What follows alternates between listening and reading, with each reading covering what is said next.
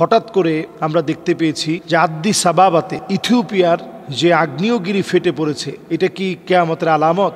আসলে আগ্নেয়গিরি ফেটে পড়া এটা হচ্ছে আল্লাহ রাব্বুল আলামিনের পক্ষ থেকে দেওয়া একটা আযাব, এবং সাধারণ আযাব না। হাদিসের মধ্যে আসছে ফালিয়ারতাকিবু ইনদা যালিকা রিহান হামরা, চতুর্দিকে দাও দাও করে আগুন জ্বলবে, আগুনের লেলিহান শিখা চতুর্দিকে ছড়িয়ে পড়বে। আমরা দেখেছি কি বড় একটা দুর্যোগ নিয়ে এসেছে ইথিওপিয়ার এই আগ্নেয়গিরি ফেটে গিয়ে। 14 কিলোমিটার সব কালো ধোঁয়ায় ছেয়ে গিয়েছে। পুরো একটা মনে হয় দৈত্য দানবের মতো বিশাল আকৃতি ধারণ করেছে, যেগুলো আমরা কল্প কাহিনীতে পড়তাম।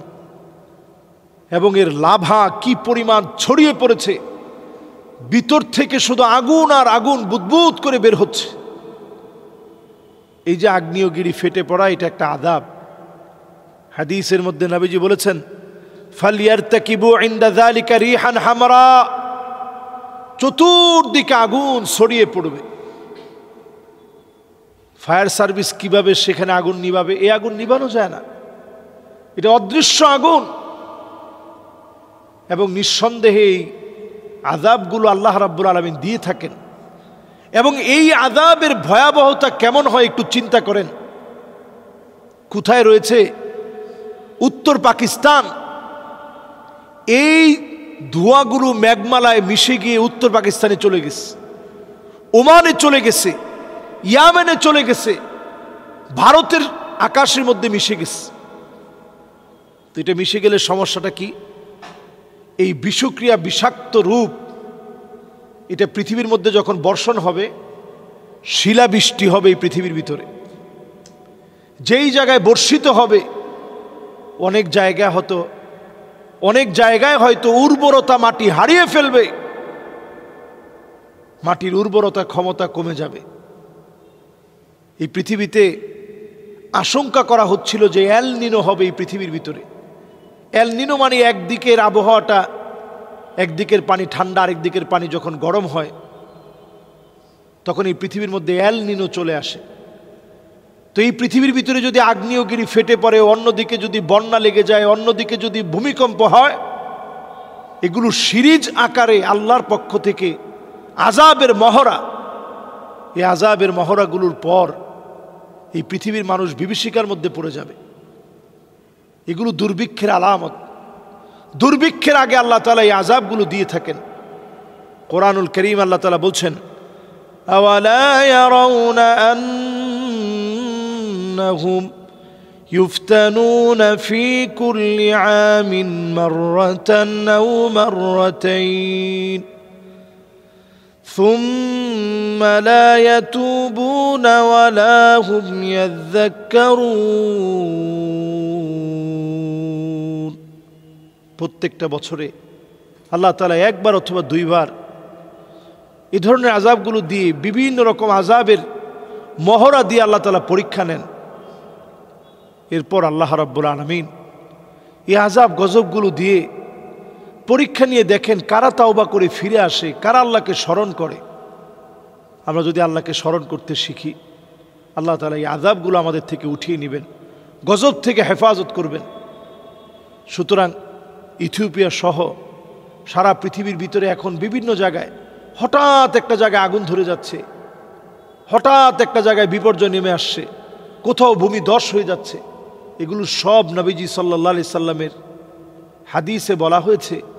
নবীজি বলেছেন যে এমন সময় আসবে খাসফান, পৃথিবীটার ভিতরে ভূমি ধস হবে, ফাটল ধরবে, মাসখা মানে উপরের দিক থেকে বিভিন্ন জিনিস পড়ে মানুষ মারা যাবে।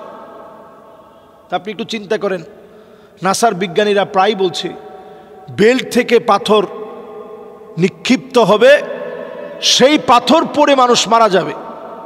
এখন আপনি যদি এটা হিসাব মিলায় দেখেন, আমরা সারা পৃথিবীর লোকেরা যারা বসবাস করছে এই পৃথিবীতে, প্রায় 800 কোটির উপরে মানুষ এখন পৃথিবীর দিকে প্রতিনিয়তই বিভিন্ন পাথর ছিটকে আসে, আল্লাহ তাআলা সেটাকে উল্কি পিণ্ডতে রূপান্তরিত করে দেয়, ছোট বানায় দেয়। যে জায়গায় পড়ার কথা ছিল সেটা সেই জায়গা থেকে সরায়া সমুদ্র পৃষ্ঠের দিকে আল্লাহ তাআলা নিয়ে যান। এতে করে আল্লাহর গোলামদেরকে আল্লাহ তাআলা আরেকটা সুযোগ দেন।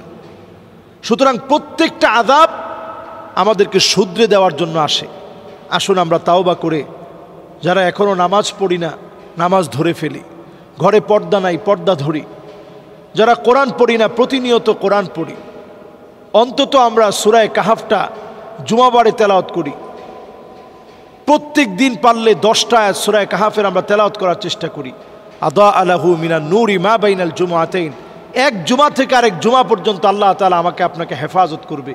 আমরা যদি নিজেরা নিজেদের কল্যাণকামী হই তাহলে অবশ্যই এই আমলগুলো আমরা প্রতিনিয়ত করার চেষ্টা করি। প্রতিনিয়ত করলে দাজ্জাল যদি আপনার সামনে দাঁড়িয়ে যায়, আপনি ছোট্ট আমলটা করেন। সূরা কাহাফের 10টা আয়াত আপনি পড়তেছিলেন নিয়মিত, ক্ষুধা পেটে দাজ্জাল একদিকে আসার পরে সব খাবারগুলো তার পিছনে পিছনে চলে যাবে। ক্ষুধার্ত মানুষগুলো সেই মুহূর্তে শুধুমাত্র কেবলমাত্র দাজ্জালের ফিতনা থেকে বাঁচবে। কোরআনুল কারীমের সূরা কাহাফের 10টা আয়াতের তেলাওয়াতের মধ্য দিয়ে আল্লাহ তাআলা তার পেট ভরায় দিবেন, জিকিরের মাধ্যমে তার পেট ভরায় দিবেন। অভুক্ত মানুষকে আল্লাহ রাব্বুল আলামিন নিজে খাওয়াবেন। সুতরাং আল্লাহ রাব্বুল আলামিন আমাদের প্রত্যেককে কবুল করুক। আল্লাহ তাআলা আমাদেরকে কামিয়াবি দান করুক। এই বিপদ আপদের সময়ে তাওবা ইস্তেগফার পড়ে আল্লাহর কাছে আমরা ধর্ণা দিব প্রতিনিয়ত। আল্লাহ আমাদেরকে কবুল করুক।